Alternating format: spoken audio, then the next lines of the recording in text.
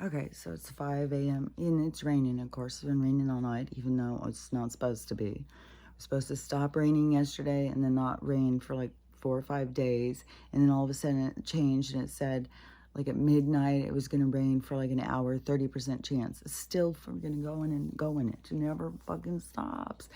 So even if my house wasn't moldy, because Crystal had said about mold inspection or whatever, but when they came out to do this whole inspection on my house to see if it was worthy of their program of the wood stove and this expensive heater thing they put in, which is so absurd, is when I've been in Costa Rica and Portugal and Spain. These things are everywhere. It is like the way that they heat their house, and they aren't real expensive, and bring it over to America and they're expensive. But I think ours are wired for sound. And the thing is that with the sound is that what people don't get is the sound frequency is at a level that you may not hear and be able to be like, man, what is that fucking sound? But you feel it. And I can hear it, but I know that there's lots of people who can't hear it and they feel it. But there's people like those of us who walk around like, I hear electricity. I'm like, yeah, you can hear these things, some of us. So, and I think it depends on where you focus. Every motherfucking thing is about where you focus your energy, what you focus on, what you look at, and what you feed into with the energy of it. And I don't know a lot of what's going on.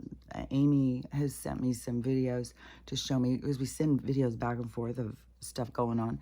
And so I sent her some floods, and now she sent me a bunch. So the more and more floods. Like Japan, there's so many places underwater and floods. It's crazy. And you think about that. Watch the water. So think these little key phrases. Watch the water, and those are programs that they were programming us to try and wake up. This is. Oh, I didn't know where this was going. Okay, so this is. Okay, let me start here with this one, because I had just seen this kid. It was a little kid. I think I've seen one of his videos before, but there's quite a few kid prophets now. And, I was one of those kids, but nobody was listening. And so I know that we've been born throughout this period of time. And I don't know, like, all the different things. I just know some of us know stuff. And so but when I tried to tell people stuff, nobody would listen. And so I had to live my whole life. So see, there's all these different levels. So with this, I kind of feel like that these kids are coming in as like backing us up. Like there's those of us who have been out here saying stuff for a long time, and we've been called crazy and weird and unfortunate, all these things, because we have such a different perspective about life and what we're doing here and stuff. And it comes from our soul's information. And when we try and share it, it doesn't go with the sleeping agenda of this world. And so we, for most part, always were considered to be oddballs. But now people are awakening and they're opening up to information. And so they're listening to these little kids, like, listen to what this kid's saying. And but when I hear it, it's like, yeah, well, there's a bunch of us. We've been saying it there's some of us have been saying this shit for fucking decades, man. And so he was saying stuff that was total confirmation of stuff I had just said. So I'll tell you what he was saying. And then and I could hear how his mom was like taking it different. And that's the thing, is like, you will understand to the point of your understanding. Like what I heard him saying was different than what his mom heard him saying. And that is the interpretation. And that has to do with all the stuff. Like even with Dolores Cannon, like when she was being told things or shown things or something, her interpretation, I think, yeah, ego feeds interpretation. So, and then there's also a darker influence that can push information and stuff. So there's a whole lot of stuff going on. But I just know that, like this NPC thing, and that we're here to learn to control energy and stuff like that. that's looking at it a very wrong, like, that, like, I'm so stopped up. Oh yeah, that's what I was going to say about that. And when they came out and did the inspection on my house, they didn't find any mold or anything like that. And the only thing that they found was I needed more insulation. I think I need a fan thing. But if you have one of those fan things in your house, I just saw a thing that is like the #1 thing that causes fires, house fires. You got to make sure and clean that vent. They said people never think about that vent, and it gets full of stuff, and then it starts on fire. So, but I was thinking I need one of those in my house. There's no ventilation in my house. And so all this water and this moisture, it does bring in this, you know, I don't see how you could really get healthier when there's so much moisture. You know, it's like, that's why a lot of people go to the desert in Arizona and stuff, because of the moisture. It's hard on your bones, it's hard on your lungs, and especially old people. So, and so anyways, this nonstop rain has a method, and it's madness, and all the stuff that can grow in this mildewy ground. I went out yesterday. This was kind of cool, because I've said this before. I go out and they do things all the time that I have no idea how to do it, and then I'll start doing it, and they'll start telling me. And, you know, I've told other, like, somebody's trying to do something, I'll say, oh, when the electrician was out here, and he was trying to do things, and I was like, well, put this there, and, you know, I was telling him some things, and he goes, are you an engineer or something? I was like, no. But you have access in your mind. It, like, your Google access is way bigger in the universe. Like, they control our information, but the information's out there. You just got to tap into it. And I'll start doing stuff, and they'll start telling me. And I feel like a lot of times it's like these old ways. Like I said, when I was building that one deck, and they showed me this thing about put the boards here, then put the board, attach it going across, then slide the boards in. And then, so you don't have to attach all the boards. I was like, oh, fuck yeah, that's cool. And then, so just things like that, where I'm like, okay, this, like, I swear that sometimes, like I've said, I'll start doing something, and I'll feel like I feel like I'm Amish or something. I feel like am I tapped into these? But we've been resilient. We've known how to do things for a long time. It's just in our common society at this point, they have trying to turn us into idiocracy in the transhumanism agenda. And it's so strong that I just saw a clip of a guy in Ireland, and there's a whole big arrest going on, and he had gotten out to go back to trial or something, and then his lawyers talked after they took him back to jail, and his crime as a teacher is he's on 400 days in jail, is that he refused to use the they them pronouns. He refused to do it, so they put him in jail. That's how strong they want this transhuman. Like, you just don't realize, like, these people who are stumbling into all this that's what they want. And they don't want those of us who are stronger souls to say no.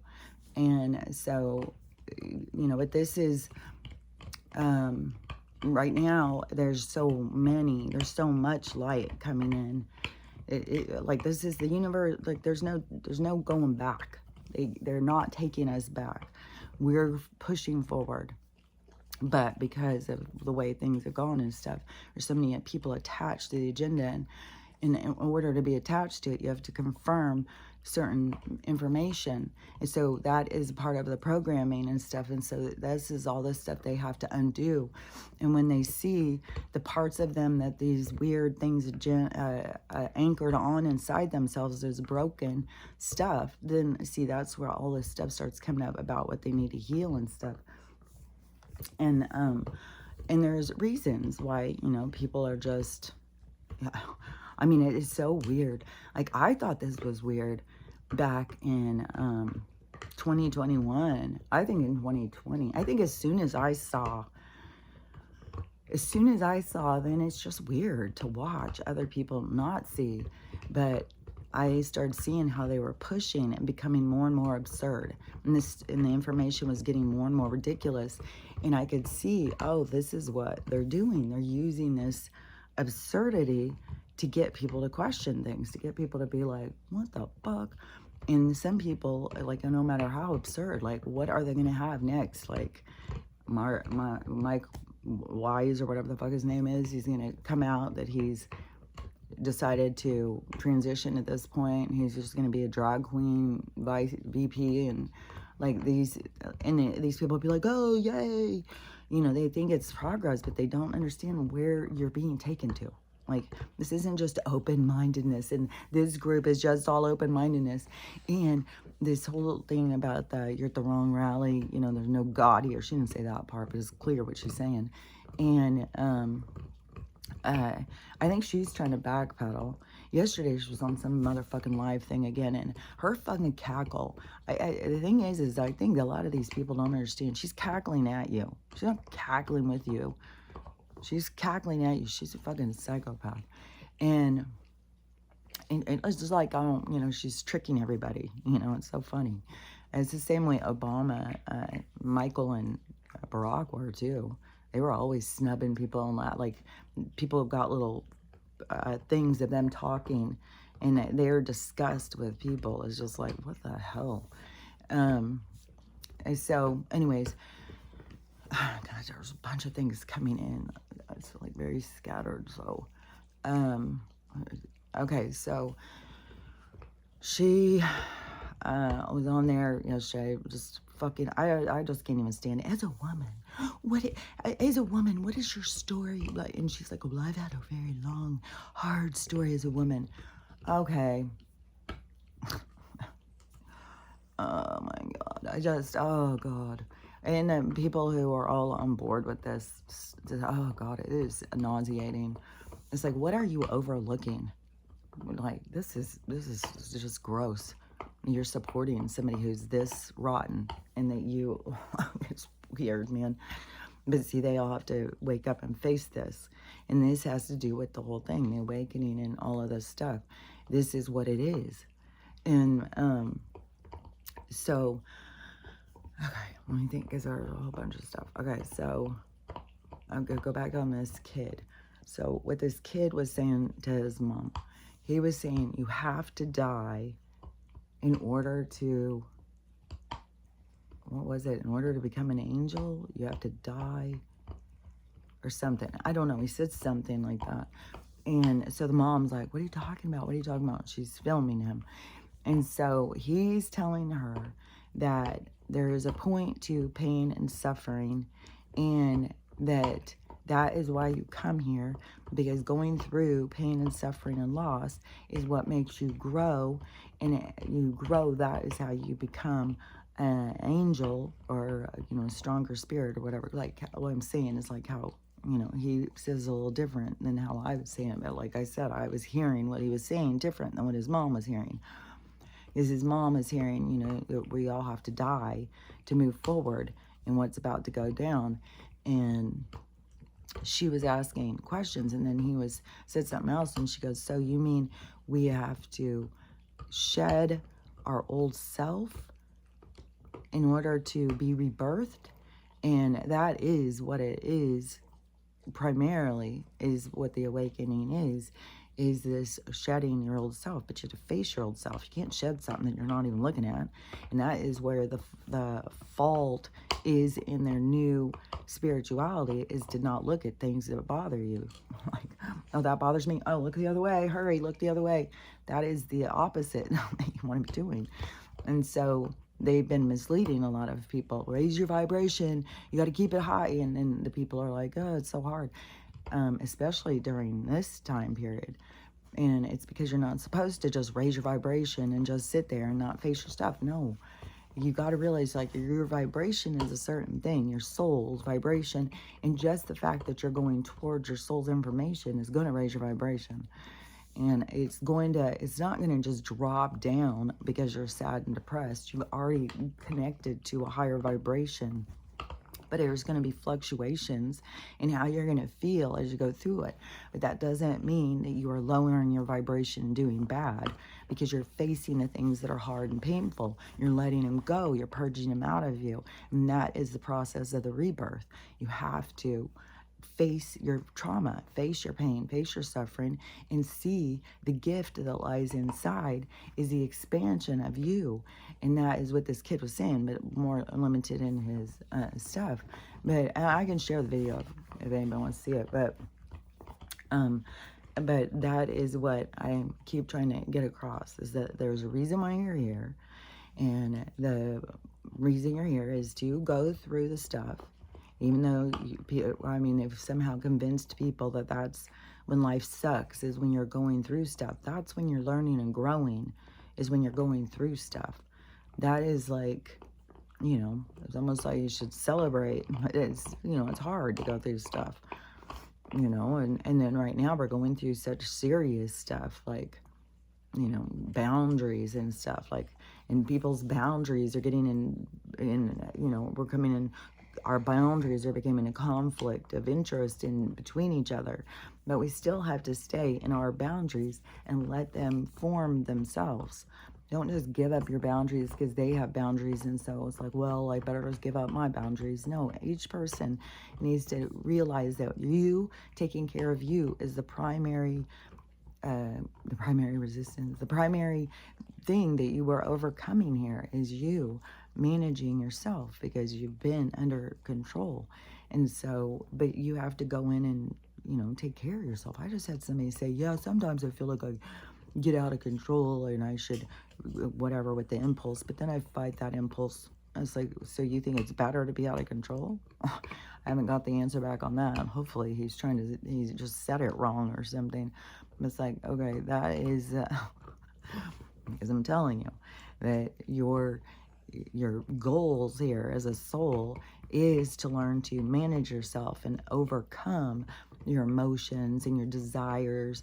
And I'm not, when I say desires, I'm talking your fetish impulses. When it starts getting into like that Taryn yesterday, her just saying, yeah, I just go and do it all. Like, it's like, and that is what we have our, that's accepted. Like, I sound like a weirdo to say control your impulses when other people say go with it, do you feel it all?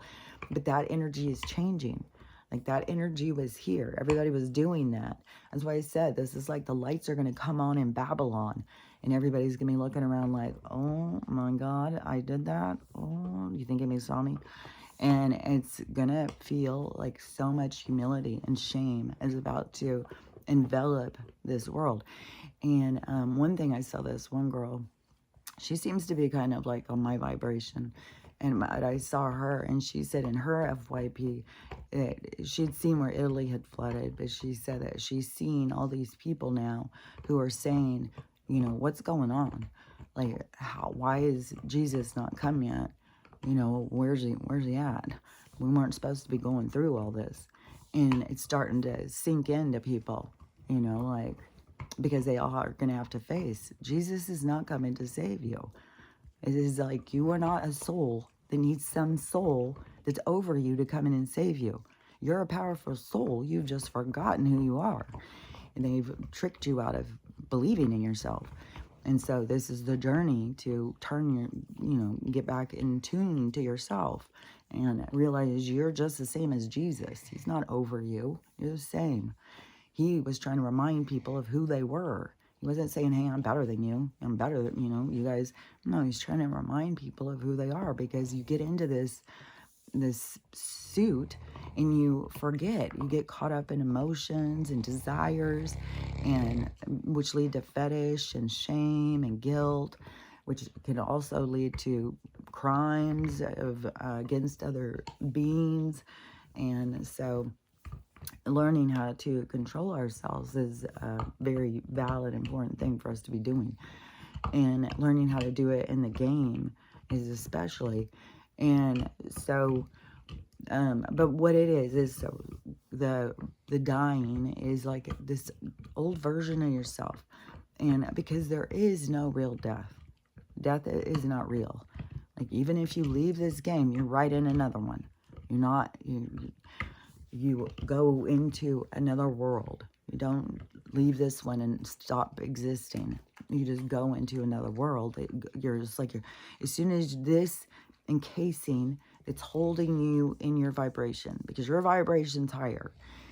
It would be too high. It would be uncomfortable to try and come here. Just like where you think like the aliens, why don't they just come? Why don't they just zip down here? It's so easy. Because it's a different vibration. It's heavy. It's dense. And that's why as we are raising it, then we're going to see them. Then they're going to be coming, because we're raising the vibration. We're getting it to where it's not so uncomfortable for them. And so in our whole existence can be almost like a portal. It is like we go through it. You know, our frequency of reality. And so, you know, they're just, you know, sometimes they're just passerbys. But now we're at a different time in human history. And we're at this very significant time of evolution. And so, and it has to do with the soul. And it has to do with man's story. And we have a connection to it because we come into it. We've created it. And so we are the creators of man's story, all of us together. And so we are here to move this story into another reality. These other beings, we are all like the same. We're all light beings. We're all souls. And this was something that I understood ever since I was a kid. Ghosts, Bigfoot, aliens, it's all the same. We're all just souls. And so those souls don't just, and it doesn't mean that they never have, but there's not all souls go in and do this reincarnation. Not all souls do that. Some, you know, some, like we have some here who are in their soul form, and they, you know, are the shapeshifters and stuff like that. Some of these old beings that have been here for a long time. Then we have all these, like the beings that are around us are old. Like why we've been going in and out of lives. We go and see them on our breaks, but we go in and out of lives. They've stayed in the same life. So, but the thing is it's like, yeah, it's kind of like, is a perspective. It's kind of like if you think about like actors again, like, because actors go in and play roles, and that's what we're doing. And so actors, and then way back in period of time, there was a thing called a troupe. And so there was a troupe of actors, and they would go around. I think it was more like in burlesque times or something. And they would go around and perform for people. And so that is what you could think of our soul group, is like a troupe. Like we come in and we do these and we play these parts. And we have all the other souls watching us and being a part of it. And then other ones coming in and out. Like it's a lot of action. It's like a metropolis. The universe is like a metropolis. There's a lot of stuff going on. And yeah, it's like the further you go out from different frequencies, the more it would go into a place of peace. That's where you would find where they say like you go out into the heavens, but it's a frequency. And it's the more the further you move away from the different frequencies and you get it into a different state, then that is where it is more, you don't deal with anything. You don't have to feel anything and stuff like that. And so, all different souls are in different states of existence or states of being. But, you know, when we just focus on ours, but we're about to have an interaction with a whole bunch of different ones. Like there's ones that have been on this planet sharing it with us. I'm sure we're going to hear, you know, our ignorance has affected other beings. And so we've got other beings and other, like all sorts of stuff. I thought this was cool. What was it? It was a spider. And it was showing what a spider sees how it sees. And it only sees us as like how we see ghosts. That's what a spider sees us as. And that is what you got to really realize, is everything isn't see and experience this world like what we are experiencing. It's all different levels of experience. And so, but what the spider was looking at, what they showed, what the spider sees is like when we have people who are out in the forest and they say, there's an alien. And then they see this thing like, I think they showed it in like the movie Predator, where it's like encased, but it's just like energy moving, but you can tell there's a body. So that's how they see us. They just see us as this like movement of light. And that is what also with the shrimp, that's how they see reality is very different. And I know all different things. I'm sure squirrels, birds, dogs, like everybody is seeing what it is that would it be necessary for their reality. But we can be sharing a space and everybody's existence is not the same. And so that is a kind of what we come into a realization with through the awakening as well. Is like this is realms. That's what I keep trying to say. This is realms of realities. And so, just open your mind to that, because it will play out and it will start to make more sense. If it keeps being like, what the fuck are you talking about? Just let it play out. It will make more sense as it plays out. But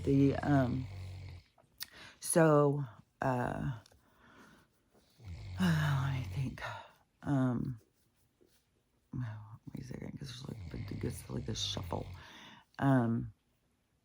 Okay, so what we are doing is as man has gone through all these different experiences and a lot of horrible stuff.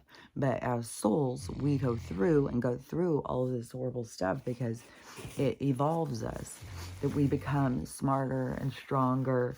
And so that is what we come. It is almost like we, in the soul world, that we are training to be angels, kind of like we are training to be super evolved spirits.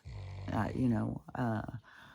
don't know, but there's a reason, and it moves the whole universe.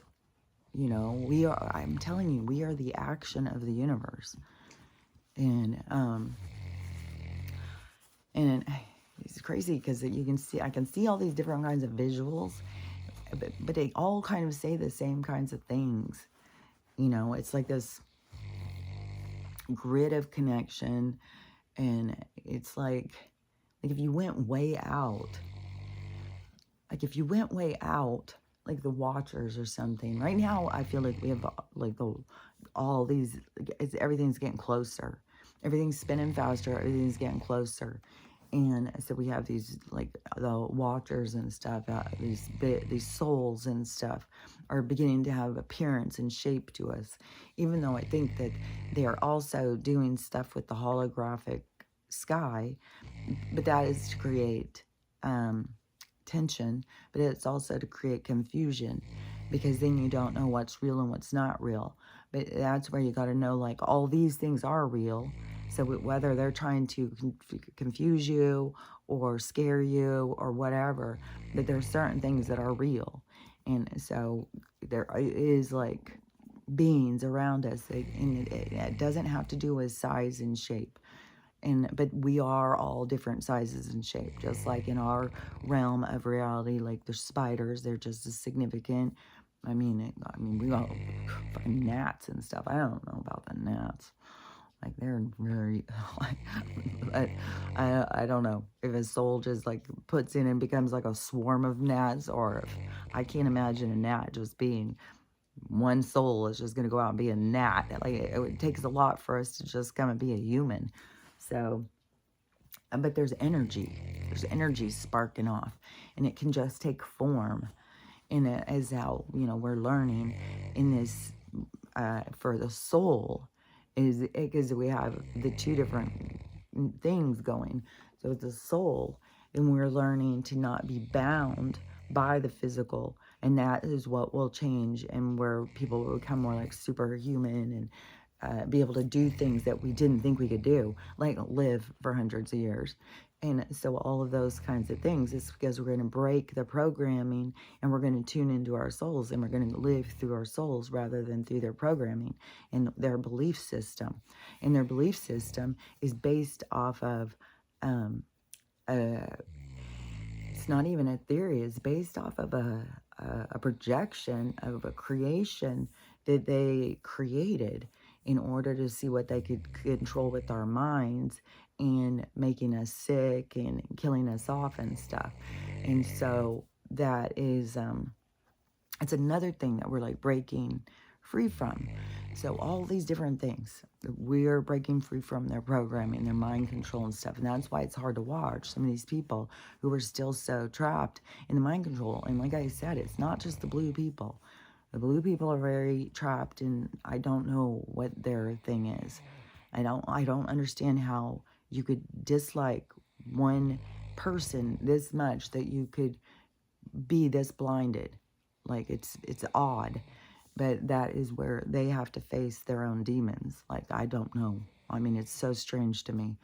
And then you have the other dependent people who are waiting for a savior, and even with the Reds, they're waiting on Trump, or they're waiting on Jesus, and maybe a combo. Like there is a definite savior thing, and that is where the universe needs them to all step up and realize, because they keep taking a knee.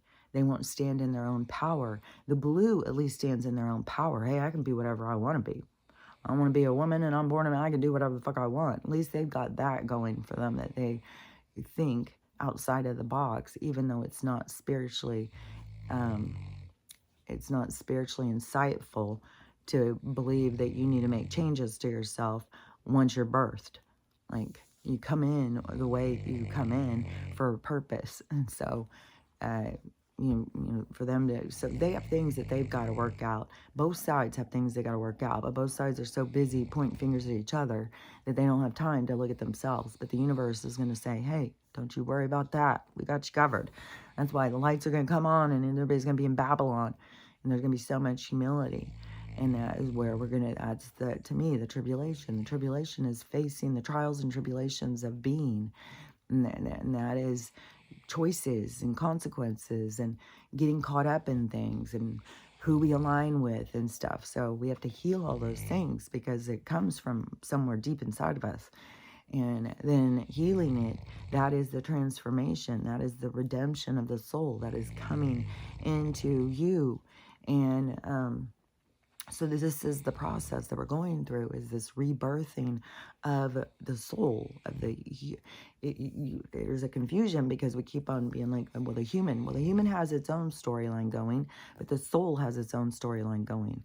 When you get focused on the soul storyline, that is when you're ascending, because when you're focused on the human aspect of the storyline, then you're very trapped in the three-dimensional, because that is where the human exists, is in the three-dimensional. And so it depends on where you focus your energy, what you focus on. And wherever you feel inclined is your purpose. Like if you feel like you're supposed to be focusing on this, then that's what you're supposed to be focusing on, because that's where your lessons are. Like all these people, they're not doing the wrong thing. It's not like, well, if they just would listen to me, stupid assholes. No, they are doing exactly what they're supposed to do, because they're supposed to go through this and they're supposed to face themselves. All I'm saying is when this goes down, it's going to be very hard. And we are going to see, you're going to see grown men on their knees bawling. Like that is how hard it's going to be. This is going to be a very difficult thing that people are going to be facing themselves. And there's going to be a lot of people who it's going to be overwhelming. They're not going to be able to handle it. And that's why we're going to have a big kick up in suicide. And that's why I say, remember, anybody who takes themselves out can only take themselves out if that was their exit. And when someone takes that exit, is because there's a lot of lessons for the people around them.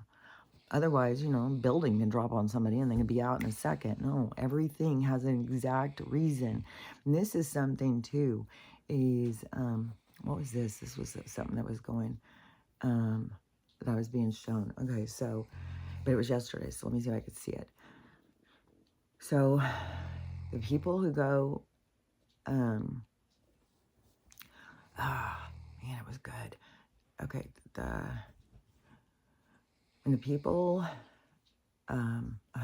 it's getting too messy. Okay, let me just, maybe it's just going to come in at the right time. That happens all the time. I'll be trying to force something, and then all of a sudden it's like, oh, there it is. So, I just got to relax. Okay, so, so the individual souls, that has its own thing going. When you connect into your soul, then that is when you are on, that is kind of like the better timeline. That is when you go into your better timeline, when you focus on your soul and what am I doing here, and then, but you have to advance enough to be able to understand about your impulses, uh, your power, like, there's a lot of things. That's why you have to take the steps. You can't just go listen to somebody and go, well, I'm going to do what they're doing and jump over all the steps. No, the steps get you to where you're going. And the steps happen naturally. Like for me, when I noticed like things would happen, people would come across your path. Oh yeah, okay, that's what it was. Uh, oh yeah, because it's like all these people who, this is like a part of the awakening too, is like all these people who don't, okay, yeah, it's like, okay, so all these people who think like every day, like you can get up and you can do something different. Like, universe has no idea what you're going to do today. What you going to do? I'm going to trick them all. Like, nobody has any idea, you guys. Nobody. You're just out there. You're just a rogue soul going at it. And so the, and I don't know if there is a sense of existence where you get to the point, but but to me, it's like dreaming is when you are the one who is in control of all the things.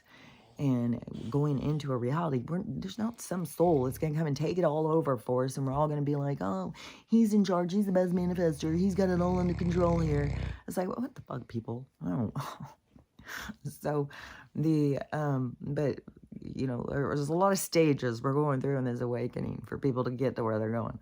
And I see these people all the time on doing videos of like synchronicities and how trippy it is. Like, you know, I mean, how did this happen? Like seriously, like this, like they're just tripping out over these synchronicities and stuff. And see, these are part of the awakening because that is what is real.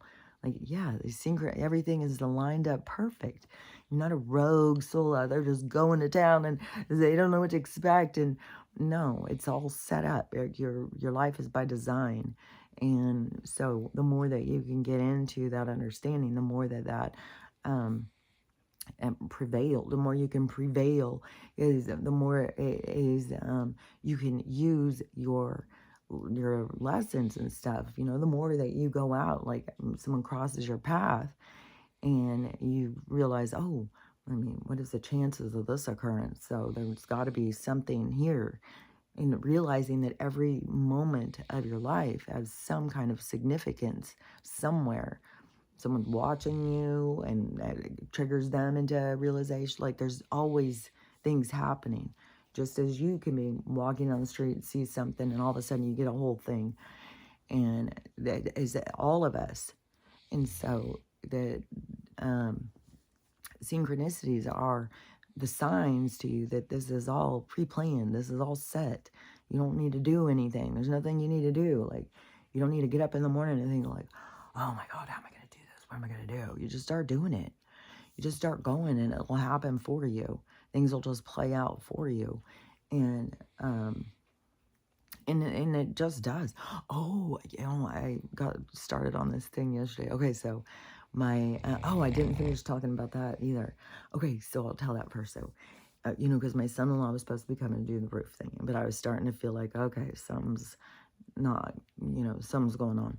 And so, when I started doing the wood thing and I went in to get the tarp, I was like, oh, this tarp is so huge because it's my carport one. After my carport broke, then I was like, I should put that over the roof of the other building to protect it until he gets here.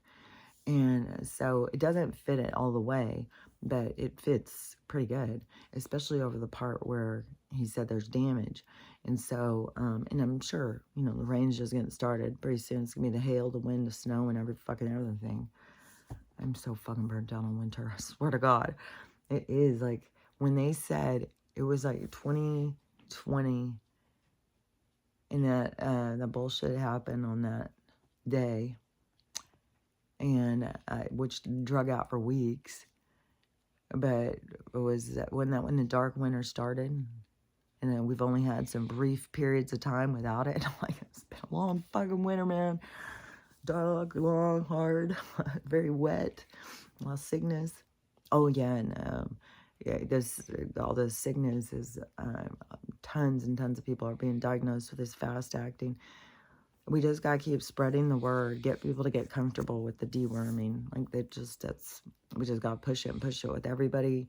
Anybody you hear saying it, just keep telling them. I keep saying it on the internet. Anybody, I mean, I've told my daughter who has friends that have it and stuff. I mean, we can just keep trying to spread it and spread it. And there's more doctors coming out and saying it, and more vets coming out and saying it. And you want to cure the C word, and this is what you got to do. I'm going to give her a break off the paste, though. This stay on her chin, man. But see, they would go in and they would start cutting it, and then it would be a whole fucking thing. I got to just keep trying to get it to heal. And it's fucked, man. Today I put some of the paste, I've done it a few times, just put it directly on there. And then it looks like there's another little spot that looks like it's getting discolored. It's like, fuck, this fucking cancer shit, man. And, which another thing that's come out now, another study, is mammograms. Like, there was a reason always they want you in there doing all this stuff. They want to find our sicknesses to get us in the treatments. And they're creating sicknesses because that when they do the smush down on the mammogram, that it's the encapsulated things that are created to protect us are opened. And so people are going in and getting these scans, and that is opening. And once it opens, that's the thing. That's what I've got. I think the issue with her is once it opens, all of that bacteria, all of that C word, that stuff goes and starts taking over all over inside your body, and it starts spreading around, and like it's spread up in her, up in here, and she still has a bunch of these breakouts of the cysts and stuff. But this thing is totally like this growth thing, and I tried the black salve, I've tried castor oil, honey, the horse paste, so I just keep trying different things, and it's just gotten bigger, and now I don't know if another one's growing. I mean, I don't even know. I'll just have to see. I don't know, maybe it will be a big change in our medical, and I have no idea. We just got to keep going at it the best that we can, you know? And so anyways, I put this tarp over the thing the other day, and even when I was trying to get it over, it was really hard. And whenever you're doing things all by yourself, it's like, fuck, things are gonna be so challenging. So and it was heavy and it was big, and I got a horrible thing with getting up high. I can't just get up on the roof and walk around, especially these are so slippery. You know, on that one, you probably just fall through. So I have to get the thing across. So what they had showed me was tie a string, one of the little grommet or whatever those things are called, the little hole thing where you hook them. So put this string. So I had somehow, I don't even know where this came from, but I had gotten this twine, and it's around this stick. So it was all this twine around it, not a stick, it's like a broken oar or something. So it's like a half of an oar or something. And then it's got all this twine going around it. And then, so I took that, tied it to the thing. I remember, like, this isn't me just coming up with this stuff. This is being shown this stuff, how to do it. And so then I threw that over the roof, went to the other side and pulled it. And it wasn't just like simple. Like, there was a lot of throwing and getting it over and stuff. Then I got it over, and then I pulled the thing up and pulled it over. And then you still have a lot of maneuvering and moving it, stuff like that. That's where I started feeling like, I don't know, like a shoreman or an Amish or something. And so moving it around, so I got it all situated and had it up there. Then that storm came in, and the very first night blew it right off. And so And then it was raining and raining and raining and storming. I was talking to my son-in-law, and he's got whatever problems he's got going. You know, he's just not doing well. A lot of people aren't doing well. They're just overwhelmed by everything going on, and they're just trying so hard that it's like dog paddling, and they're just all getting tired. It's like there's too much stress, but that's a part of the whole breakdown. That's what has to occur. And that's what causes, you know, this everything to change. So we need everybody to break down and to fall apart, because that is what changes things. And so I've told him a bunch of times, no, then don't worry about what I've got going on. Worry about what you got going on. Take care of you. And, but then he'll come and bring it back up and stuff. So anyways, I was talking to him, and he was saying that he's coming for sure. But anyways, in all of our talks is where we decided we'll buy all the supplies ahead.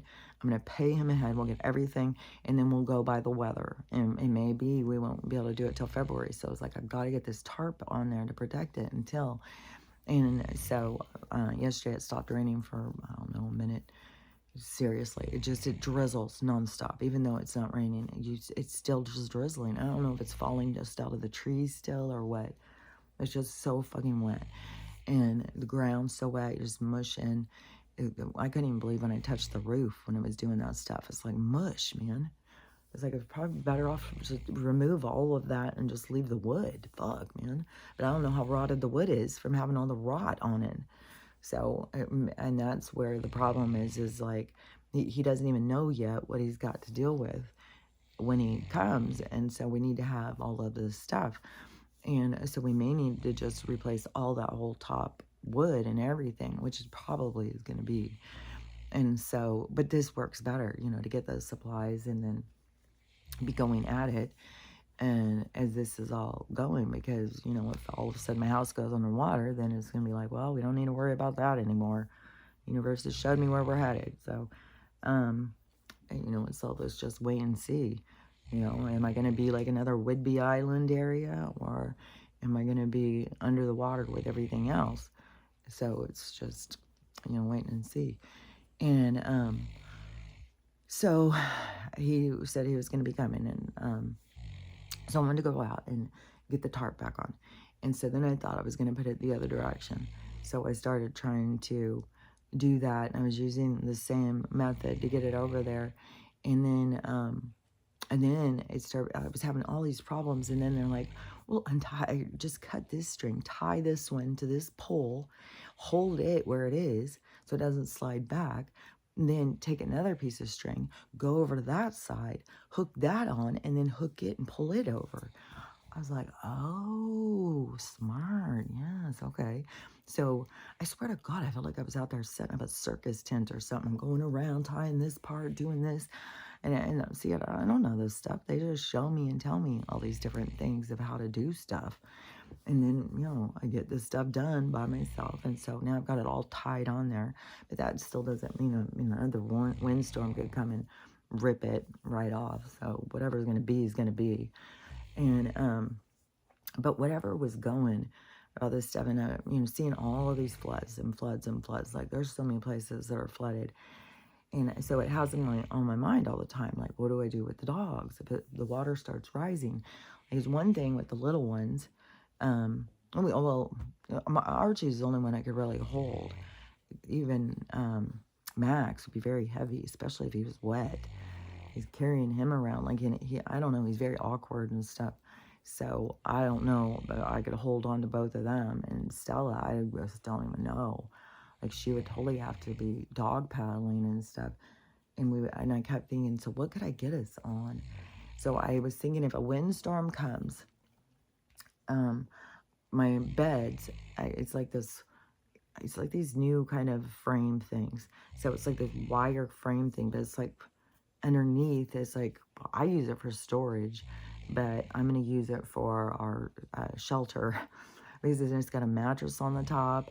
And if I did the one in the bedroom, in my one bedroom, because my dressing room and my bedroom, but both rooms have a bed in it.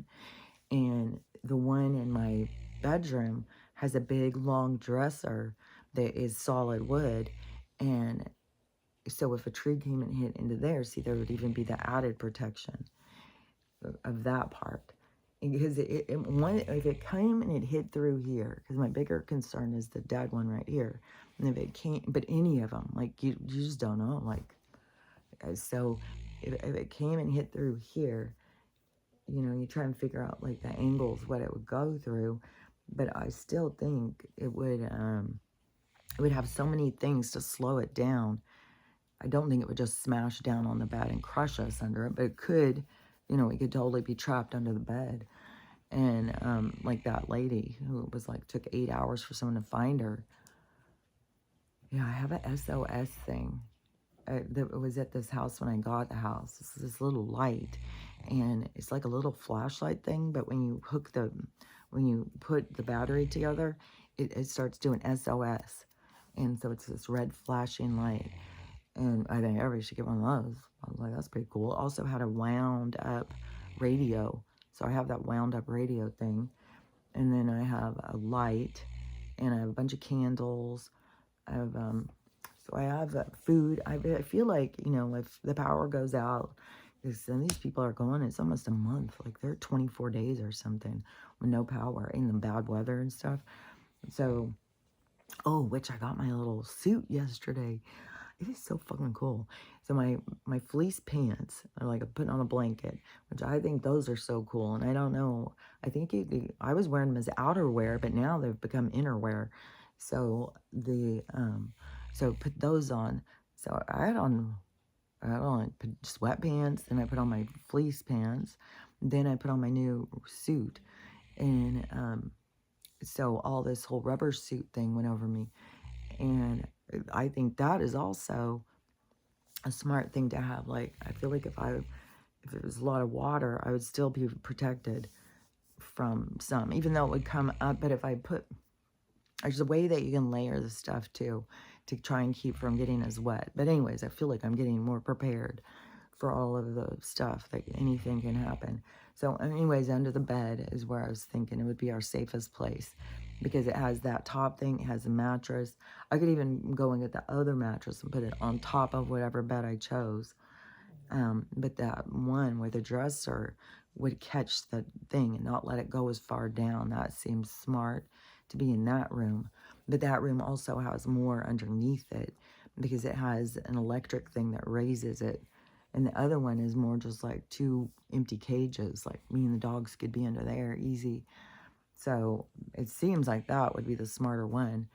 Maybe even just drag like my dresser in there or something. I don't know, because it has a dresser, but it's just not as big and strong and wood as that one. It's wood, but it's more of that flimsier. This one is fucking solid. So, so anyways, getting prepared with that stuff and seeing all these videos about and even this big armoire thing that I was thinking, oh, I could use that and turn it, and then we could sit inside of it. But only one side is open, the other side is oh, is it drawers? No, there's a shelf.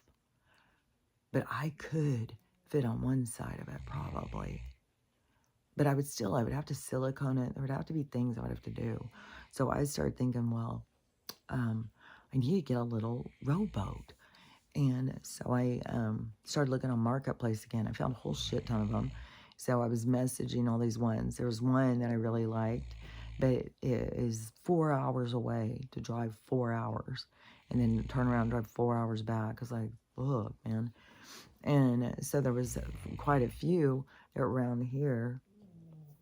And so I had messaged some, and then it was just weird. Like this one, I messaged them and I said I had some questions, and this one's the closest, and at best price. But so and they sell things like when you go in on the Marketplace, you can view the person's profile on Marketplace or something, not their whole profile, but you can see like how many things they sell on there.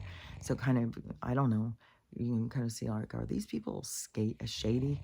And this person had sold like a couple pairs of jeans and some other things, so just some random stuff. And then they have this little boat thing that they're selling. It's more like a little dinghy thing. And so I was, I had messaged them and I had said I had some questions, and they said immediately, okay, cool, shoot, go ahead, ask away. And so I asked several questions. Nothing, nothing, nothing. Hours go by, nothing.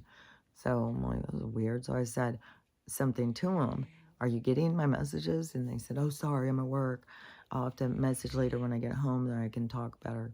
I've still not heard from them. So, but there's the other one. Like, this was really trippy. So I want that little one. Because I was like, because I found another one and I was going to go get it. And it was $300 and it was in Marysville. So it was like an hour and a half away. And I would be taking the dog because the things on the road and stuff. I wanted to take the dogs. And then I thought I'll just tie it to the top. And so I was talking to the guy and he said that you need 2 people to put it on, which that doesn't work for me. I'm a one person. And I'm thinking it's like lighter weight, like this other, like another one I'd seen, it says like 100 pounds. So I'm thinking, it's like not that heavy. No, he said this one's 500 pounds. And you need 2 people. He said it would be hard. We couldn't put it on the top of the car. He said that would, be way too dangerous. And on the inside, big and heavy and cumbersome. I was like, there's no fucking way I wouldn't even be able to get it out of my car. And so I'm like, that one's not going to work. And then I had seen the other one in Linden. And I was like, okay, that one would be perfect. And it's cheap. And it wouldn't be that bad. Because I was like, my need is one of these lightweight ones. So if it's being really stormy, you just bring it in the house. And then if the water starts rising, we all get inside of it. And then as the water rises, we would just hopefully float in it. And then we would just keep going up. And then we would just sit in that. And I think that we could even paddle around the house in it. But stay in the house. So and I would think that we could be able to stay in it without, unless the windows broke open. So it just depends on what kind of storm, It's like you got to plan for all these different things. So I was like, but I bet you that one I could turn and go into the kitchen and get something out of the cabinets, like food and stuff. But the dogs couldn't pop it because it's fiberglass or whatever. But anyway, so I wanted one that I could move into the house like that, carry it in the door, and put it there so that we'd be able to do that. Because when the water is outside, like I don't know, it's good. Like all these videos showing all different things. Like some of this water comes rushing, it just tips shit over. Like cars go flying up, boats, everything. And so this other boat though. So, I've seen these boats so many times, like driving and seeing these boats, and I'd seen them in fields, and every time I see them, I'm always like, God, I want a boat like that. God, that'd be cool. I'd love to get a boat like that. And so there was one, my stomach's growling like crazy. There was one, and it was in the thing for free. So it said free boat. And so I was looking at it, I'm like, okay, this is a scam. So I'm looking at it, I was like, okay, this is one of those freaking boats that I think are so cool. I would love this boat. And then sit out there and try and fix it, like Noah's Ark kind of shit, I'm out there in my neighbors like, what the hell is this girl doing? I think this junky old boat. It's Noah's Ark shit, man. There's a lot of water coming into the planet, in case you didn't know. Boats are going to have a value. Like, I think we're going to, having a boat to get around is a smart thing. And so but a lot of people aren't looking at it that way. I am. It's the things I see. And a boat has been eating at me for a long time. And so I had messaged that person. And then this was the weirdest interaction. And it's even been going all night. And it's so strange. And I can't figure. And this guy says, well, I'm real. I'm not a scammer. I'm really going to bring it to you. And I'm like, well, okay, well, what are we going to put it on? We got to put it on something. And I'm like, how big is it? He's like, 29 feet. I'm 29 feet. That won't even fit in my driveway, man. I said, are you sure? Our boat's like 17 feet, 20 feet, something like that. Like 21 feet. I don't know. It seems like where I would start being like, fuck, man, that's going to be too big. And then I sent him a video of my driveway. And he goes, no, it'll fit. And he's telling me he's going to charge me $100. He'll bring it to me. He'll charge me $100. And I'm like, okay. So he goes, do you have Venmo? And I'm like, oh my gosh, what are you talking about? I'm going to Venmo you $100? Like, I haven't even Like, that doesn't make any sense. I don't even know. So and that's where he's like, I'm not a scammer. I'm just stuck somewhere. Like, what? And there would be these like breaks in our conversation. I think like some of the time, like who knows what he had going on. But I was like, what? And it's like, dude, where are you? Like, I can drive over and see the boat. It's not that far. It's like 45 minutes away. I could drive over and check it out and give you cash to bring it over and see if it will work. And I said, and I got to figure out what are we going to stand it on and how do we get it off of the trailer. And so he's like, well, let me talk to my grandpa. So then I'm like, okay, am I dealing with a child? Like, I'm just all over the place. Am I dealing with a scammer? Am I dealing with a, like, it's been the strangest thing. And so, anyways, we'll see where this goes today. I really hope that I get this boat for free. It's cool as fuck. And, but when I went and looked at their thing, they've had a few boats that are free boats. And so I don't know what their deal is, but when you look at the picture, it definitely looks like the guy probably, there's some old farmers that they just collect shit. Like, and just, you know, we got land and they just keep collecting shit. And so they will have a lot of stuff. And the grandpa could be being like, okay, well, I need to get rid of some of this shit. So just start giving it away, getting rid of it. Because in the thing, it said, need this to be gone right away. And so I'm like, well, you can bring it here. And so anyways, the conversation has been going with that. So we'll see. But if I get that boat, I'm definitely going to go out and that is going to be my project. I'm going to be, like, I can't, like, I'll help my son-in-law, but I can't rip off the roof and do all that. But I can definitely go out on a boat and sand it and get fiberglass, patch it, get, I don't know. It depends. Because maybe it would even take it to, well, see, I've got to get a trailer at some point. But right now, I mean, for the water to be raising it, to be sitting in the yard, it'd be like, okay, well, we'll just go get in the boat. But then you see some of these videos where the water just rushes in real quick like that and pushes. So it depends. And if the water rises, then it's one thing. If it just shoots in, that's a whole other thing. And this is another thing I want to make sure I clarify as well, is that I see all these people talking about, this is the white hats clearing out the tunnels. That makes no sense to me whatsoever. For one thing, think about the time we're in.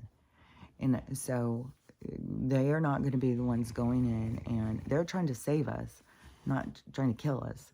So they are not going to go in and try and hide the truth to kill us. This is a time of disclosure. This is where the time of the truth comes out. So why would they be trying to hide the tunnels? They cleared them a long while ago, because that was like in 2020 when they were going down, like when those ships were out from New York, and they were all, there was 2 big ships, and then they had the Central Park all closed off, and they had these big giant tents, and they were doing it under the mask of the sickness, that they had to have their hospitals were so full, they needed ships and tents in order to manage all of the sickness. But really what was coming out was that there was all sorts of people who were leaking it, because there's supposed to be people leaking it, because everything is a slow leak, and everything is, even if you're resistant to the information, it starts pecking away at your head. More information starts coming. So, you know, whereas I sounded super duper crazy a couple of years ago, well, now people are starting to be more like, yeah. So once your mind gets there, but there's everything is like the woodpecker in our brains to get us to open our minds to see the truth. And so they're not going to be hiding the truth. But so when they had those ships over there was people who were leaking it out. There was pictures and stuff. And what the story was is that was all a big military thing. And they were, that was the tunnels. They were going down inside, and they were taking, doing these huge rescues. And when they were trying to bring the kids up, the kids were dying when they would reach the surface. They couldn't handle the, it is like the same thing. I talked about this before. It's the same thing as like when you dive down in the water and you get the bends when you come up. And when you are scuba diving and you have to go at a certain pace to go up, or you get the bends. So they were having something like this, and their organs were like melting and stuff. And the closer they got to the sun, too, the closer they got to our atmosphere, they were like falling apart and dying in these rescuers' hands. And it was very traumatic. And they were going back down. So they started taking them back down because they kept dying as they were bringing them out. So they were going back down, and they were taking the doctors and stuff and going down in there to try and help them. But what they were seeing was a lot of mutations, like some mutations, like, I don't know if they cut them and put them together, because they've had that in the movies, and I know they do that. And but also the genetic part of it, and then having two different animals come together and creating hybrid, like they do all sorts of things. And so like there was a picture that was going around of this creature looking thing, like it's like these half human, but they're having these, I don't even know. And but what was weird is that there's a painting of all this weird art that these weirdo people have. When you see all of that in whatever rabbit hole you got to go down to see their weirdo art, there is they always have these weird art with these kids and stuff. But there's a kid with one of the same things. So I think it's some kind of a hybrid creature, half human thing, some humanoid thing that they've created. And so it had something like that in a bed. It had IVs and stuff and all these stuff. And then somehow somebody got a photo or something. And that stuff, it was, I swear to God, it was like on Instagram and Facebook. And because back then, when did I lose the Facebook thing? I think it was around 2016. And so, when was I seeing that stuff? Maybe it must have been on Twitter too, because Twitter, I saw a lot of stuff, because that's where it was from 2017. Okay, so I think I lost Facebook though when I had Twitter, so it was a couple months into having Twitter, so it must have been 2017. But whatever. Yeah, because I was talking to that one girl from that group when that was going on, because, fuck, man, that was like, some of us thought this is it. We thought, like, this is, I can't believe how long this is drug out. Like, this is so crazy. But it really is been people waking up, and that's what that's the goal. And so, yeah, fuck. There was those of us who thought, like, that was going to be it. Like, that was just, like, things were going to start happening. But it just keeps dragging and dragging. But, and then that's when that guy, Glenn, who, he's not even allowed anywhere out there. And if you hear him talking or anything, those videos get taken down so quick.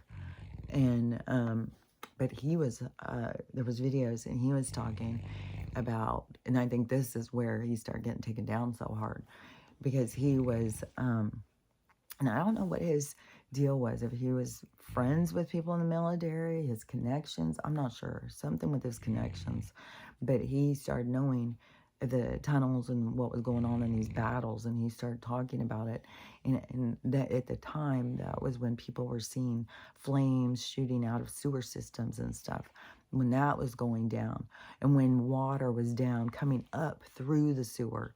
Like, why would they flood us out in order to flood the sewer system? And it's even lower than the sewer system. No, it's when the flames and the water were coming up from there, that is when they were doing the tunnels. They're not doing them by wiping us out. Like, I don't understand why people keep saying that. It seems like that makes no sense. Make it make sense then, because they were at the time of disclosure. It'd be more like probably the tunnels would be open for us to go in and go through. Is back then, even that guy was saying that there was only a few left of still, and there were battles that they have in them, because there's other beings and stuff, and so there's all sorts of stuff that's going on, in this other world that people don't think exist. And so the I think they are trying to, flood us out, mass murder us. Here she comes, my lady. She's having such a rough time. Uh, where you going, lady? It's kind of hard to see over there. So I gotta hold on to it or she'll knock it. So, anyways, it makes no sense to me that they would be flooding us out, telling us to watch the water, telling us to be prepared, because it's like they knew all these things that were going to be happening, and that's why they're telling us, be prepared, be prepared, be prepared. But people, they're just, some people become prepared, and the other people aren't awake to hear that message. They're not, they think it sounds stupid. And it's just so wild, like, because they're sitting there listening to pedo weirdo people. Like, even fucking, how many times did we have to watch Joe sniff kids? I'm like, oh, he's grandpa. Okay. Please, and instead of focusing all your energy and hating this guy, maybe just go do a little research on these little fucking fumblers over here. Like, God, fuck, man. But that is going to be their, it's a frustration to all of us, but it's going to be their shame and embarrassment. So, and they're going to feel it. It's going to hit hard. So it's not for us to have to make sure that they understand their ignorance. They're going to feel it in the depth of their soul. So, but that is what, everything is going on about, is our soul's ascension, our soul realizing and facing itself and its decisions that it made while it was here. That's why I said it's like a life review, but then you also get this opportunity of redemption. And so it's, this is a big change for the soul, because we were leaving the things and then going to the review, and then it's like, fuck, man, I wish I would have done that different. Fuck, man. And then you go back in, come on, guys, let's go. We can do this. And then there's always this learning everything from every possible angle that you can see it from, which there's so many possibilities. It's impossible. That's why all of our angles, all of our perspectives together is what builds into such an elaborate scheme of events, is because all of them are necessary. We need all the perspectives. So, we can't play them all, but everybody is playing different ones, so it gives more, because that is what, the universe is doing. It's like we're worker bees, I feel like, kind of soul worker bees or something.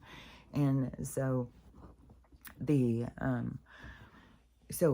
the people who were in the 3D, like, they're trying to advance through their 3D. That is what's coming out in this spiritual and a lot of these different things, is all just, a trap. It's keeping them from focusing on what is important or what's real. And so that is where, things will hit you, your house, somebody, a good friend dies, and all of a sudden you're like, oh my God, I can't believe I'm worrying about my house when this is happening. Like, everything is this reevaluation of our priorities and seeing things more and stuff, and they're all painful things, like losing things. And it says all a big period of time of loss, because that loss is what creates transformation, because it is what makes us grow. And so everything is about all this loss, and that is where you also have to know your importance to the universe. They're not just taking it away or punishing you. We're in a time of change. So it's like a shuffling. It's like this is played out, and we're moving into a new possibilities, new range of events, and a new color scheme. So, and the landscape's going to change. We're not going to be walking over our old buildings in order to create new ones. It's like our old ones will go under, just as our past will go. And then it's a process of how we were affected. And the rebuild will come in the new parts that come up for us. It's like it's coming up for us. Like, why would we want to be trapped in these little fucking places that they created for us, these little neighborhood containment areas and stuff? No, yeah, it's sad when we work hard to get to where we are, but then we got to let go of it, because we're going to something better. Like, you're going to have 10 times what it is that you were settling for.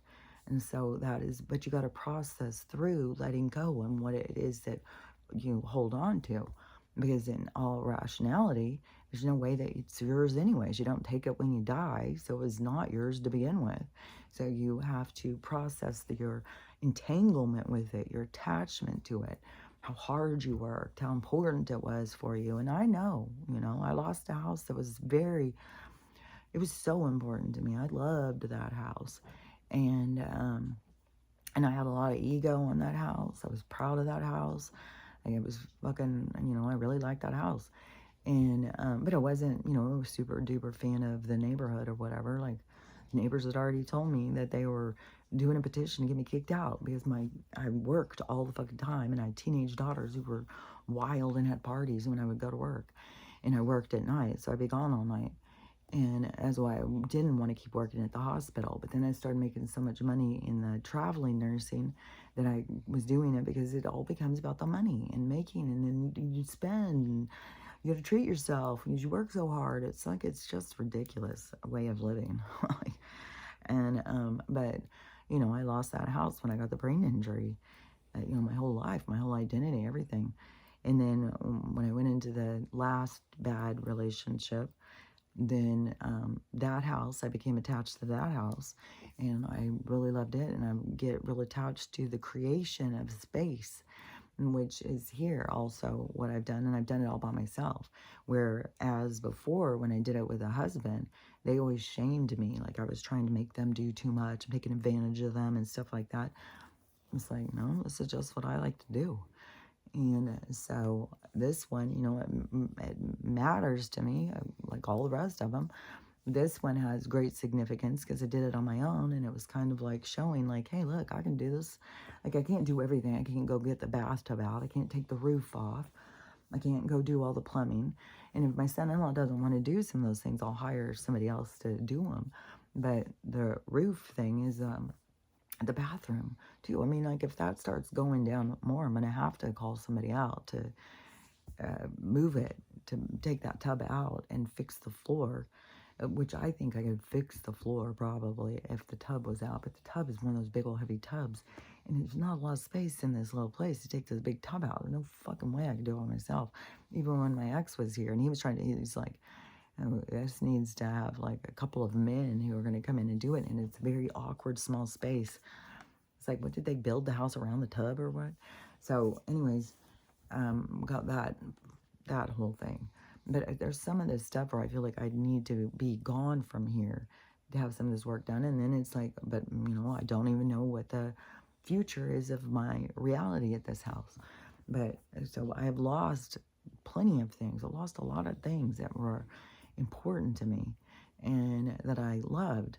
And, that house I thought was really cool. Like, we were making it. It was really cool. It had some things that were very different about it. And it was really fun to do. And people would come in, and think it was cool. And I thought it was, I was really proud of that house. And then that was in his name, though. And his loan was fucked. And my lawyer said, you're fucking yourself if you take that on. A house is not worth that much, and you're going to be fucked. And I was still determined. I was keeping that house. I was going to pay it. I didn't care what she said. And then in the divorce, because I was my fucking credit that was buying everything and my money and stuff. And he was like impulsive. What was that word? Insatiable. Like, insatiable needs of more. Like, I've never met anything like him. Like, I mean, like I said, when you're at your bottom, like, it's like, woo, this is rough, man. So, and how far will I go? How far, to feed into his impulses? I need a new car. I need a new tool. I need this. I was like, God damn, boy. And so, I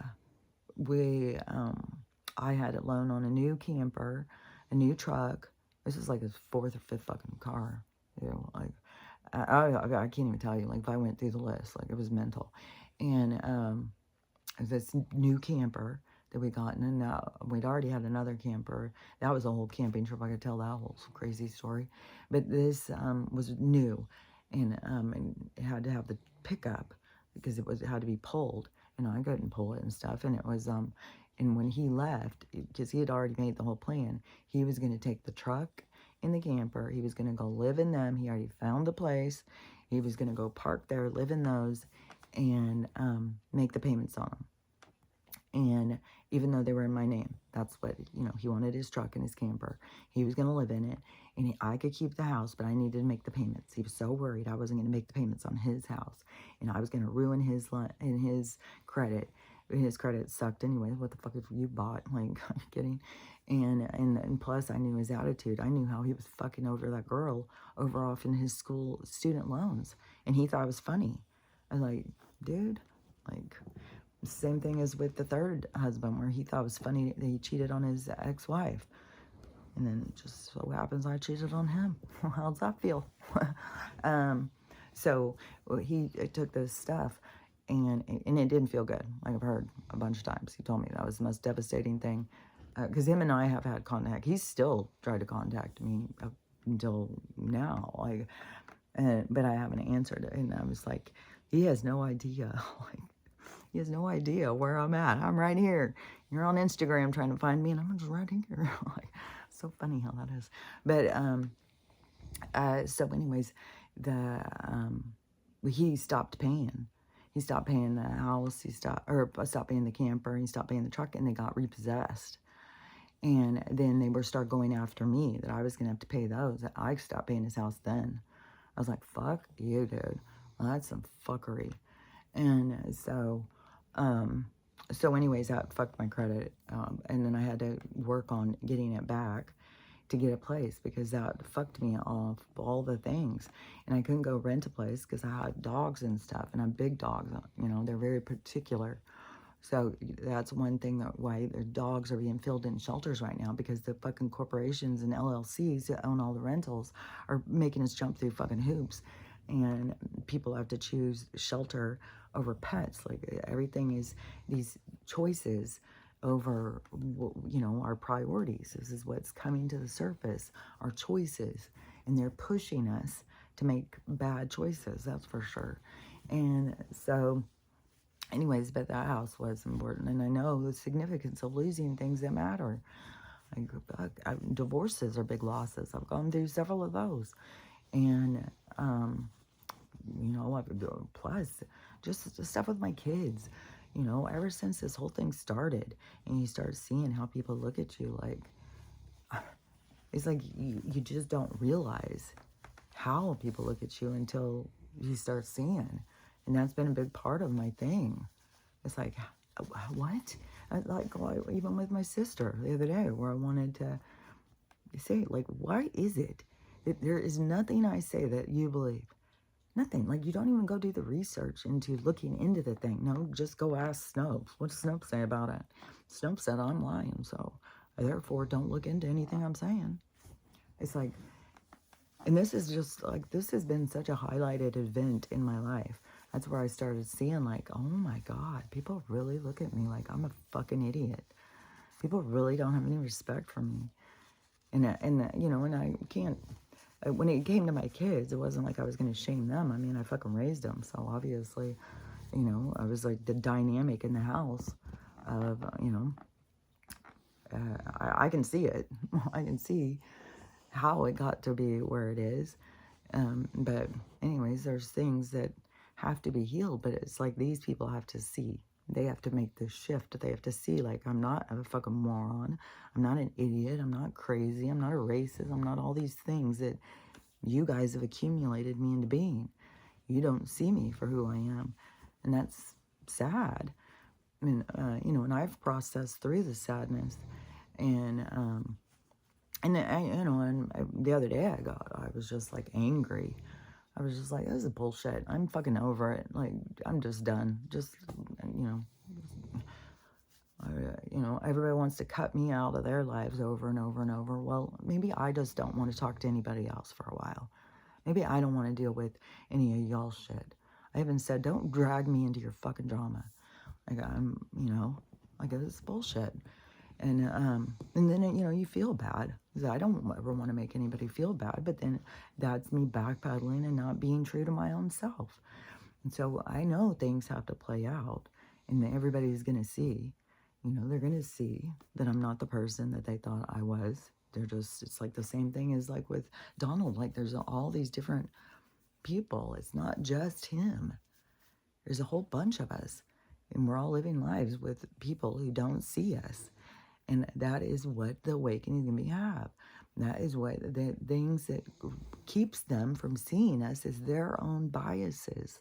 And you can't get them to break them down ahead of time. Like I couldn't have got my sister. Like there was a reason the universe cut it off. I can't get her to see what she can't see. The universe knows, like her soul knows how to get her to see what she can't see. So that's why events will play out in a certain distinct pattern for her to see. And there's going to be a lot of people, and I don't know if there's going to be a lot of people that we want to have see that are all of a sudden going to be gone. But, I do know that they still see. Like, you can't get away from seeing what's the truth. Like, even when my dad was on his deathbed, that was what he kept coming back and saying certain things about the future and about me. And it was what I had already been told. And so he was being shown. So he wasn't getting to leave this life without getting to see the truth. And so that is, so whatever, when you think, well, my partner died and they didn't ever understand and they died and thought I was crazy. No, they saw. It gets to be a part of their life review. Don't worry your pretty little head about it. They all see. Everybody will see. There's just the light and the dark, and the light will be seen. Right now, the dark is there's still an overshadowing. It's almost like the water's washing away the darkness. It's a cleansing. I think that we could look at it that way. The water rising is cleansing the planet. In our old neighborhoods and our ways of living, how is that good for the planet? It wasn't good for us. It's not good to live in these neighborhoods, this electricity going around us, and none of this stuff. None of it is good for us. So, yeah, it all has to go away. It has to end. It's going to go underwater. And like I said, I think there's only going to be a few places that are going to be left, and they'll be kind of like historical kind of places. I don't know that people will all go. Maybe it'd be kind of places like scary old haunted places or something. Just like how now we have remnants of the past, and we see it. There will be remnants of our history, but it won't be our future. We will be building new and different for our future. And, maybe a big thing is we're going to build our homes all off the ground. Like they're going to be all on stilts or something. I don't know. There's going to be a lot of different things. And I do think it's going to be very much more in harmony, like not going and building a house in a flood zone and then the water comes in and takes you. I couldn't believe how many times I saw that in the Mississippi. Yeah, there was a point, I think, I don't know, I was in my 20s or 30s or something, and they were on like that third flood of all these people losing their houses or something. I was like, why do they keep rebuilding? Like, why don't they move?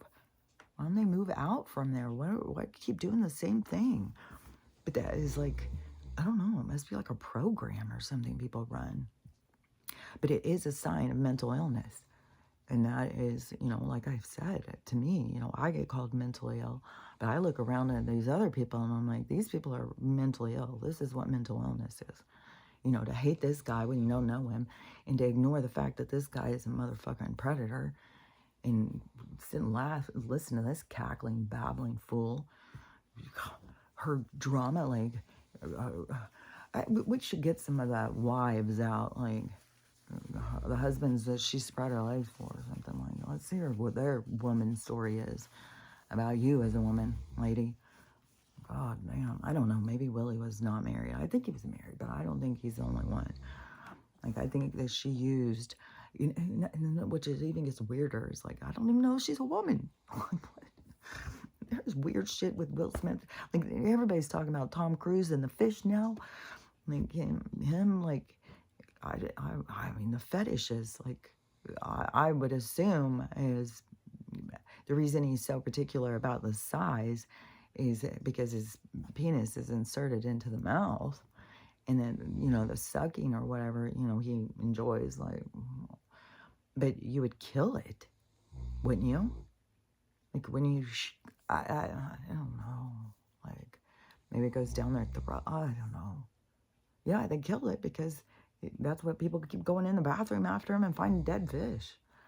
So he does kill them to enjoy his sexual gratification or whatever the fucking weirdo shit he does. But anyways, weirdo shit is just gonna keep coming to the surface. These people who have weirdo shit, they're not gonna be able to hide from it. Oh yeah, and Pamela Anderson now, she's just like leading the Hollywood. Like, it's so weird. So she was on Drew. Drew, I think is that girl. Like, you can't blame her. Like, she got broken a long time ago. She's a product of her environment. Like, she's probably so fractaled. She probably has no self-identity. She just, I don't know. She just follows a script or something. It was strange. And so she, or she just told what you're going to say in order to have a show. I don't know. You know, you just don't know their personal business. But so she was doing the interview with her. She has no makeup on. Drew didn't have any makeup on either. Pamela had no makeup on because that's Pamela's thing now. And Valerie Bertinelli is also there. And they're all, I think, around the same age. And Valerie Bertinelli, I don't even know, man. It's like, God, it just seemed ass kissy. I don't know. Like, I just love you so much. I just love you so much. It's like, I don't know. Maybe it was really real and authentic, but sometimes, I don't know, maybe she's super real and authentic, and it's just like, just don't trust those Hollywood folk. Is that real? But so Pamela was talking about, like, Drew was asking her about this makeup thing. And so she was telling, and I had just talked about this, you know, that I was curious more of how she got to where it is. So she was telling the story. So she was realizing that she had been playing the characters. She started seeing, like, these are just characters. Like, she's trying to play that rock and roll Playboy bunny babe kind of chick. And she started realizing that she wasn't this person that she was playing. So she was, you know, becoming fractured from herself, and realizing that all of what she did is to create the caricature that she was trying to make for herself to go out into the world. And she does see it now is that it was a way to protect herself. See, all these things, I've been saying this stuff. So she put up this character to protect herself so that she could go out into the world and feel like accepted. But then she got to a point in her life where she wasn't in alignment with that character anymore, and she started feeling like it wasn't her. And the makeup, she said, she started kind of more playing around a bit and being like, you know, I don't want to wear it or whatever. And so she said she would do it in little bits at first, to be kind of like, oh, can I do it? Can I do it? Am I accepted? And so it was like little baby steps of letting go of this. It's like a pacifier in life. It's like something to hold on to, your blankie. And so she had to let it go with baby steps, like wean herself off of it, the makeup. And so she said when that fashion show went, she had decided that, you know, she wasn't going to go all staged up. She thought, oh, it's just a fashion show. I've got this cool ass dress I'm wearing. I'm just going to go no makeup. Which in France, a lot of ladies don't wear makeup. And even the ones that do, it's like a no makeup look. So they're not all into like I'm telling you, we are following, to me, England, China, I don't even know what all countries, but we're following an anime agenda or something. Like, all the girls, it's some kind of transhumanism bullshit, I'm sure. All the girls trying to look like this same fucking look. And it's weird, man. It's like, no, you gotta be individual. What? Like, and why is that the right look? Like, I thought we don't all think it looks good. So, and now some of these women with their lips, it's like, God, that looks so weird. It looks like too puffy and too pillowy. And it's like, it's very, draws away from the rest of your face. It's like all I see is these big floppy little, and you're talking, it's just all mouth. It's like people don't realize how much this is drawing away from them. You're trying to, you're insecure about your lips, so then it becomes the focus. And then, you know, what about your eyes and your nose? Maybe you have some really nice hair or something. And which I still think, Pamela, I think she's kind of doing her hair less white, but that once she gets her hair back to a more natural color, it won't be so, there's that two different things, like no makeup, but then this bleach blonde hair, which washes her out. So once she gets some more tone to her look, I think it will look better, because I think that the blonde hair makes her look older. I think once her hair goes younger, or once it goes back to a natural color, I think she'll look younger. I just think it's the hair is so stark and so hard that it, you know, it makes her look more washed out or something. And Drew was being all dramatic, taking her thing off. Like I don't know, she took her bra off or something. They all started laughing and got so excited about it. I don't know. She's just like cutting loose, and now she wants to be all natural too. And Pamela's leading the role, or leading the path for natural. And what was weird is how, listening to him, how much all these women rely on this makeup and this face that they put on and stuff. Like, it really has become such a part of them. It's like, go out in the, well, I mean, I'm sure there's some girls that, you know, can't go out in the world without makeup, but I think, you know, for the most part of us and the general pop, that, you know, we don't all wear makeup every second of our life. We go to the store sometimes with no makeup. We go, you know, do things with no makeup on. So, but it's a big thing, you know, I guess, you know, if everybody sees you a certain way all the time, all done up with makeup, and then you put it off, it's like, oh, what happened to your face? So, you know, I'm no shame to them, but it is like a big thing for them to be, you know, trying to let go of their makeup face. And so, but Pamela's thing is all about this healing and, you know, letting go of these old parts of yourself, shedding this old part to become this new version of yourself. And that's what we're all doing. We're all doing it. We're all just doing it at different paces and in different directions. Like, that's a huge thing for them, to let go of this fake face that they feel that they have to put on for the world in order to not be judged, and to be able to let go of that. And she said that when she went to that fashion show, she was not expecting. She said she had no idea it was going to turn into what it turned into. Everybody was going to be focusing so much on her not wearing makeup. She's trying to go all low key. But she had gotten more comfortable in the no makeup look where she felt okay. But then it was shocking to the rest of the people. And so, but now, you know, everybody's over the shock, and she's like, hey, this is me. This is the new me. I'm not into that anymore. And also, you know, because she did her eyebrows, which my eyebrows at this point, this is all, I haven't been putting any color stuff, just castor oil. So they're darkening.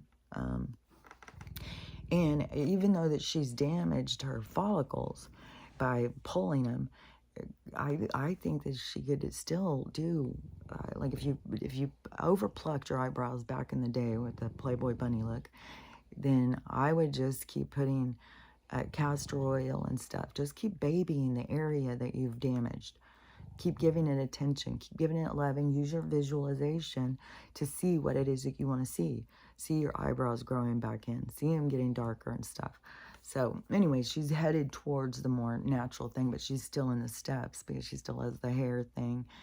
And I don't know. I bet you that the eyebrow thing has got to be, that would drive me crazy with, when you, and then you have this like, just this line. I don't know, because eyebrows are a lot more just like, than just a little tiny line.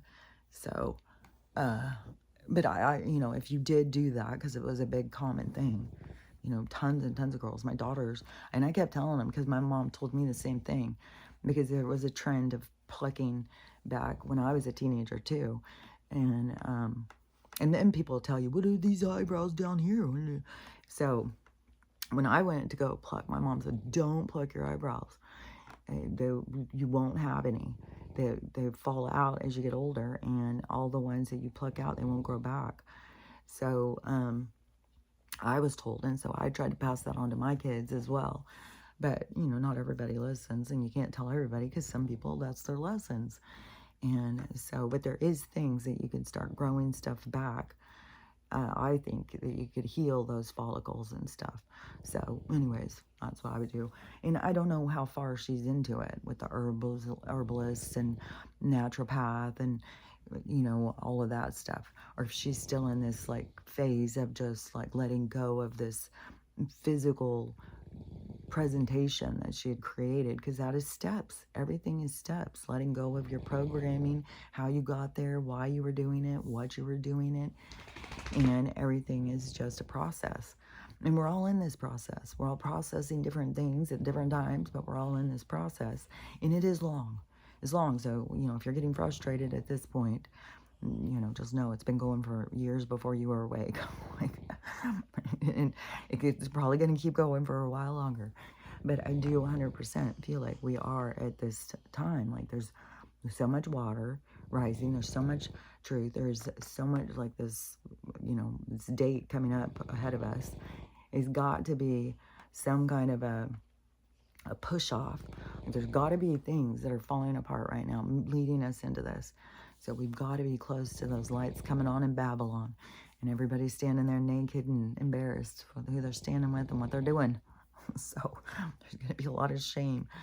And it's going to be hard. Like, I'm laugh about it. You know, I'm sure when we start seeing all these people crying and just opening up of like their shame and how horrible they feel about themselves, it's going to be sad. You know, we're all going to feel it, just like we're feeling the chaos and the tension right now on the planet. If you feel the energy and you're just all over the place. Last night, I was like I could not stay awake. I think I slept like 9 or 10 hours, and it was hard to even wake up at all. And still kept waking up and was so uncomfortable. I was so uncomfortable. I'm having these weird things, like where even like these cramp things. You know, I'm putting so much motherfucking magnesium. Are you fucking kidding me? And I know when you have the autoimmune thing, that they attack your body with the thing that sets the autoimmune off.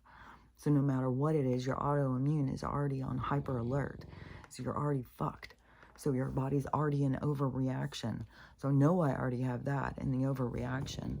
And I'm trying everything to get the fucking toxins and shit out. But once it starts that domino effect in your body, you're just kind of fucked, man. And then they just come in periodically and put more poison on us. So and then the water nonstop, making sure that, you know, we get it down here and get it all in us. And so whatever. So we'll see what this day is bringing me. Like, we'll see after I get off of this. I'll go back on look and see on my messenger and see if any of these people. The last message I got from that one guy was 3:30 in the morning. I'm so curious if this is like a young kid I'm talking to, or grandpa. I'll talk to grandpa and I'll bring it out there. I want $100 for doing it though. I'll give you $100. Well, do you have Venmo? Like, dude, I'm not gonna fucking just send you $100. I'm like, what? And I was like, so weird. So anyways, we'll just see how this day continues with and what was the other thing? Because it seemed like I wanted to talk about my little wetsuit thing, because that could be something that other people are thinking like, oh yeah, because I also life jackets. I got dog life jackets. I haven't ordered them yet. They're just in my cart. But I was like, I'm gonna get dog life jackets, and then get some little boat, some floating thing, and then have it in the house. And then if the water rises, we'll just sit on that until the water goes down. I don't know what else to do. And then if the boat outside, like if I get that boat and it seems like the water's rising, then we'll go out and we'll get on that and just sit in that and rise in the water and then just float around in that. Probably rescuing people or something. I don't know. Going around getting people off their roofs. I don't know, because I don't know if it even has oars. He says it floats. And well, the one guy that hasn't answered back, it was all the questions, you know, I said something about the floating, and she said it floats, but it's like, then why aren't you saying more? And why aren't you saying, oh yeah, it floats, no problem. Yeah, it's got that. It's like, I don't know, maybe he died at work. Another one of those happened. Somebody got cooked at work. And we got 3 major deaths at work now that we've had in the news over the last couple of months. This one is at a grocery store, in a bakery. Somehow they walk-in ovens. Walk-in ovens. Walk-in ovens. Like, where's the safety of this walk-in oven? The guy got cooked while there's people in there shopping. Store's full, people are shopping, and that's what's on. That's what you're smelling, is man cooking. It's being cooked back there, so. Oh my god, this world. Oh, this is so fucked. There's so much fucking. This is a lot to process through. And you just gotta keep remembering that's what we're doing. You just keep processing, keep, just whatever, however it affects you is, you logging in yourself to you. You're confirming to you who you are through all of this stuff. And the parts you don't like about yourself, you're like, well, I'm not that. Get rid of that part. You're just like Pamela Anderson. Well, I'm not a Playboy bunny sex kitten anymore. I don't want to do that. It was like I think she's kind of more embarrassed of it now. She says that, that do that, but she can see when she looks at it is that she did it to protect herself. And yeah, that's what it's all about. That's what all these people are, playing roles and trying to be acceptable by the rest of us, because the rest of us are all so hateful and judgmental. We're all hateful and judgmental because we're all living in pain and suffering. That's why this huge purge for humanity is going to change mankind's lives. But at the same time, remember, we have the ascension of man and we have the ascension of the soul. So whatever you want to focus on is what you're going to be putting your energy towards. And one is one path and one is another path. And to me, when you focus on your soul, going towards your soul and your soul's destiny and stuff like that, that you have to believe in yourself. You have to, it's a different path. That 3D path is like full of destruction and chaos and being the victim and being, the bitch to these fucking monsters that don't even use Vaseline. So just remember what you're doing here. You're learning how to love yourself, love everyone, even them, and to I was almost there. I threw myself off with saying you have to love them too, but it's true. Too. You don't need to love them like I want to cook them dinner or something, but you don't want to be giving them hate, because that means you've got the hate in you, and that's what you're trying to purge out. You want to get rid of your hate. You want to get rid of that because it's not something that you can carry forth in your soul world. In the soul world, you carry forth love and acceptance. So that's what you're working on here, is to get to that point. So remember what you're doing here, learning how to love yourself, love everyone, and how to have a loving day, because it's totally up to you. So I'll talk to you later. Bye.